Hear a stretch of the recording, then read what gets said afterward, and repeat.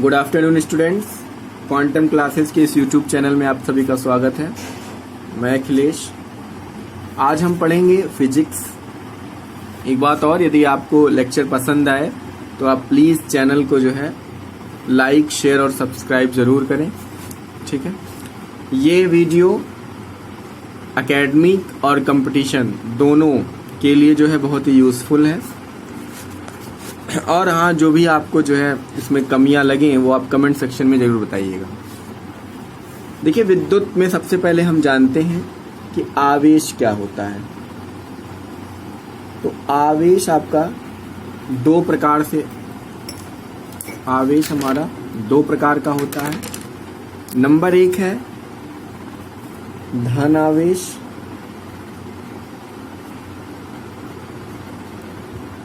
और नंबर दो है ऋण आवेश।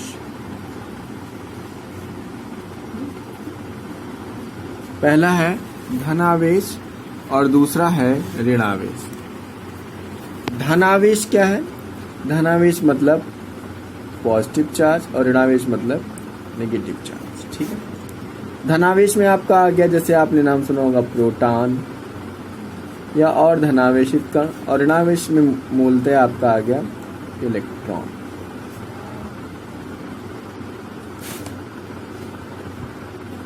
आपने पढ़ा होगा कि अंबर की छड़ को जो है बिल्ली की खाल से रगड़े तो उस पर आवेश आता है। एक जो सबसे बेसिक है कि आवेश संरक्षण का सिद्धांत, उसके अकॉर्डिंग ये है कि वैद्युत आवेश को ना तो उत्पन्न किया जा सकता है और ना ही नष्ट किया जा सकता है। ये है आवेश संरक्षण का सिद्धांत। वैद्युत आवेश को ना तो उत्पन्न किया जा सकता है और ना ही नष्ट किया जा सकता है। इसके बाद आता है, हम थोड़ा सा जानते हैं कि आवेश हमने पढ़ा कि दो प्रकार के होते हैं, एक धनावेश और एक ऋणावेश, ठीक है। अगर कोई वस्तु धनावेशित हो जाती है, यदि कोई वस्तु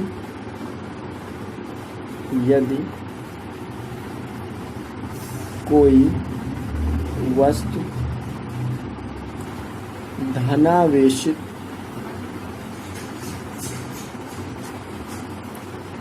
हो जाती है, यदि कोई वस्तु धनावेशित हो जाती है तो उसके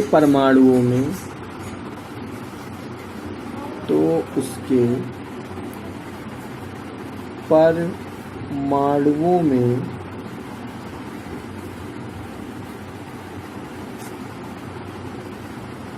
इलेक्ट्रॉनों की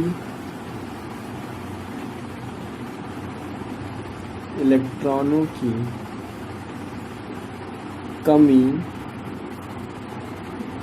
हो जाती है। इसका अपोजिट कि यदि कोई वस्तु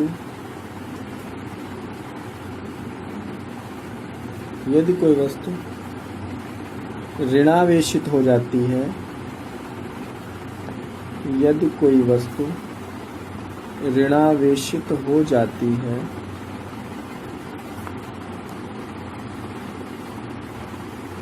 तो उसके परमाणुओं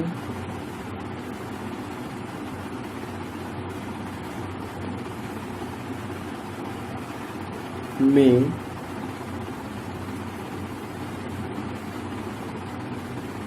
इलेक्ट्रॉनों की अधिकता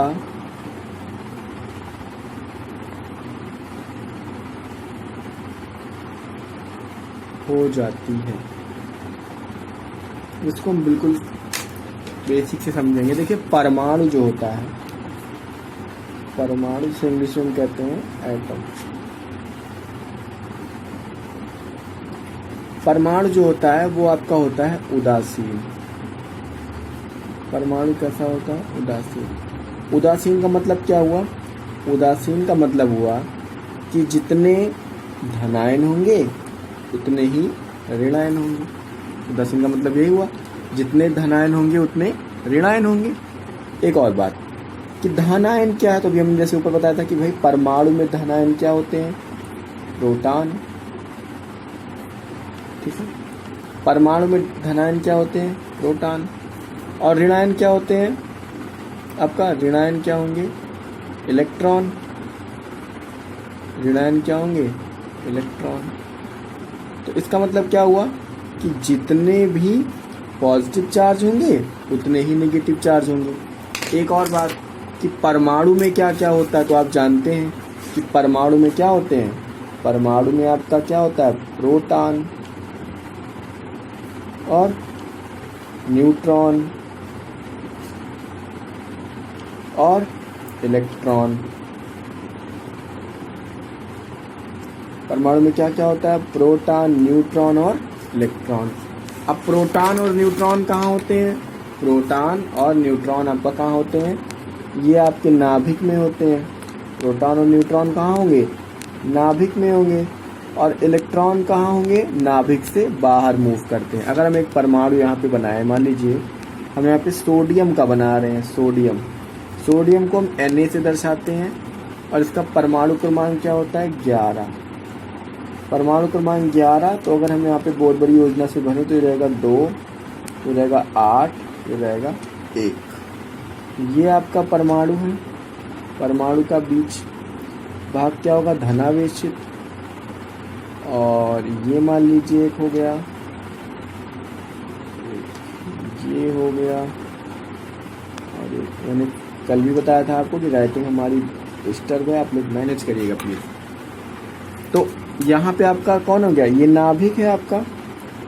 नाभिक में कौन कौन रहेगा, प्रोटॉन रहेंगे और न्यूट्रॉन रहेंगे। और नाभिक के बाहर क्या रहेगा, इलेक्ट्रॉन रहेगा। नाभिक के बाहर इलेक्ट्रॉन आपके मूव करेंगे।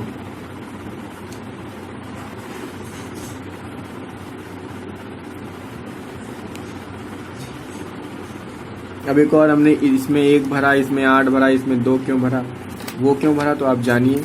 उसको इसलिए भरा क्योंकि सोडियम की पहली कक्षा में कितने इलेक्ट्रॉन होते हैं, 2। दूसरी में अगर आप कहो ये K, ये L और ये M, तो K में कितने हैं, 2, L में कितने हैं, 8 और M में कितने हैं, 1।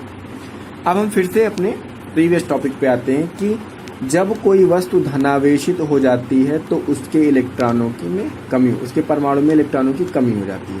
चलिए देखिए सोडियम का परमाणु क्रमांक है 11। सोडियम का परमाणु क्रमांक है 11 और बाहरी कक्षा में इलेक्ट्रॉन है 1। तो यदि सोडियम 1 इलेक्ट्रॉन को त्यागेगा, सोडियम 1 इलेक्ट्रॉन को त्यागेगा, तब सोडियम के ऊपर यहाँ पर आ जाएगा धन चार्ज। ठीक है, या आप एक चीज़ और कह सकते हो कि अगर सोडियम ने 1 इलेक्ट्रॉन त्याग दिया तो सोडियम पर कितना आ गया, 1 पॉजिटिव चार्ज आ गया। ठीक है, कोई भी 1 इलेक्ट्रॉन यदि त्याग दिया तो सोडियम, तो उस पर क्या आ गया, धनावेशित चार्ज आ गया। ये धनावेशित चार्ज, इसका मतलब क्या हुआ कि 1 इलेक्ट्रॉन क्या हुआ, त्याग दिया गया, 1 इलेक्ट्रॉन निकल गया।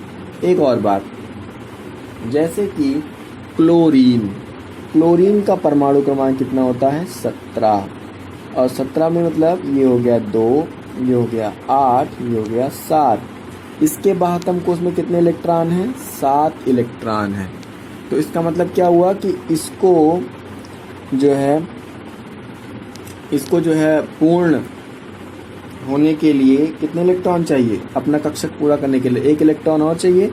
तो अगर सोडियम कहीं से 1 इलेक्ट्रॉन लेगा तो सोडियम पे क्या आएगा, नेगेटिव चार्ज आ जाएगा। एक चीज़ आप और कह सकते हो कि जो इलेक्ट्रॉन को त्यागेगा या जितना इलेक्ट्रॉन त्यागेगा उतना ही इस पर धन चार्ज आएगा, और जो जितना इलेक्ट्रॉन ग्रहण करेगा उतना उस पर ऋण चार्ज आ जाएगा। एक एग्जाम्पल और देखते हैं, मैग्नीशियम का परमाणु क्रमांक है 12 और इसको अगर हम बहुत बड़ी योजना से करें तो ये रहेगा 2, 8 और 2। बाहतम कक्ष में कितने इलेक्ट्रॉन, 2 इलेक्ट्रॉन। अब ये 2 इलेक्ट्रॉन को क्या करेगा, यदि इलेक्ट्रॉनों की संख्या 4 से कम है तो वो त्यागेगा, और यदि इलेक्ट्रॉनों की संख्या 4 से ज़्यादा है तो वो ग्रहण करेगा। नॉर्मली केस में यहाँ पे 2 है तो 2 4 से कम है, तो ये क्या करेगा, ये आपको त्यागेगा इलेक्ट्रॉन। तो यहाँ पर आ जाएगा Mg, और जब त्यागेगा तो क्या चार्ज आएगा, प्लस, और कितना त्याग रहा है, 2, तो +2। ठीक है ना। अब एक पॉइंट और है इन सब चीज़ों को समझने के बाद कि अगर दो पॉजिटिव चार्ज हैं, 2 पॉजिटिव चार्ज हैं, तो उनके बीच जो फोर्स लगता है वो रिपल्सन फोर्स लगेगा, जिसे हम हिंदी में कहते हैं प्रतिकर्षण बल। यदि 2 नेगेटिव चार्ज हैं तो उनके बीच भी रिपल्सन फोर्स ही लगेगा। यदि एक पॉजिटिव है और एक नेगेटिव है तो उनके बीच अट्रैक्शन फोर्स लगेगा, उनके बीच अट्रैक्शन फोर्स लगेगा। यदि एक नेगेटिव है और एक पॉजिटिव है तो उनके बीच भी अट्रैक्शन फोर्स लगेगा। कहने का मतलब ये है कि समान आवेश एक दूसरे को प्रतिकर्षित करते हैं तथा विपरीत आवेश एक दूसरे को आकर्षित करते हैं। समान आवेश एक दूसरे को प्रतिकर्षित करते हैं और विपरीत आवेश एक दूसरे को आकर्षित करते हैं। अब देखिए 2 चीजें होती हैं आवेश में, 2 चीजें होंगी। एक आवेश की प्रकृति क्या है, तो ऋणात्मक आवेश की प्रकृति क्या होगी, ऋणात्मक होगी, और धनात्मक आवेश की प्रकृति क्या होगी, धनात्मक होगी। ठीक है। इसके बाद है कि आवेश के बाद हम जो है आवेश के बाद विद्युत धारा। एक बात और कि आवेश का मात्रक क्या होता है, तो आवेश का मात्रक कूलाम होता है। यहाँ पे हम लिख दे रहे हैं कि आवेश का मात्रक कूलाम होता है, आवेश का मात्रक कूलाम होता है। चलिए इसके बाद अब हम कहेंगे कि धारा क्या है, धारा क्या है, विद्युत धारा क्या है। तो विद्युत धारा में क्या है कि किसी चालक से वैद्युत आवेश के गुजरने की दर को विद्युत धारा कहते हैं। जैसे मान लीजिए ये एक आपका कोई चालक तार है या एक कोई कंडक्टर है। कंडक्टर मतलब चालक, चालक मतलब क्या हुआ कि जो जिसमें धारा का प्रवाह सुगमता से हो जाए। ठीक है, ये मान लीजिए, पहले हम परिभाषा लिख देंगे धारा की, वैद्युत धारा। वैद्युत धारा क्या है कि आवेशों के प्रवाह की दर को वैद्युत धारा कहते हैं। आवेशों के प्रवाह की दर को वैद्युत धारा कहते हैं। धारा का मात्रक जो होता है वो होता है एम्पियर। ठीक है, यहाँ पे हम लिख दे रहे हैं कि धारा का मात्रक जो होगा वो क्या होगा, एम्पियर होगा। धारा का मात्रक एम्पियर। ठीक है, इसे हम नॉर्मली आई से प्रदर्शित करते हैं। अब एक बात और कि आवेश हमने कहा, फिर हम पढ़ें धारा। अब आवेश और धारा में हमने रिलेशन बता दिया कि आवेशों के प्रवाह की दर को वैद्युत धारा कहते हैं। तो हम यहाँ कह सकते हैं कि आवेश के प्रवाह की दर, दर का मतलब होता है समय से भाग देना। तो आवेश का प्रवाह और दर, दर मतलब समय,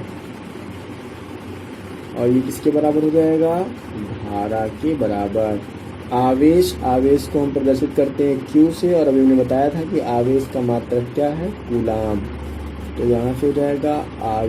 तो I इज इक्वल टू क्या हो जाएगा, Q/T। धारा का मात्रक क्या हमने बताया कि धारा का मात्रक क्या होता है, एम्पियर होता है।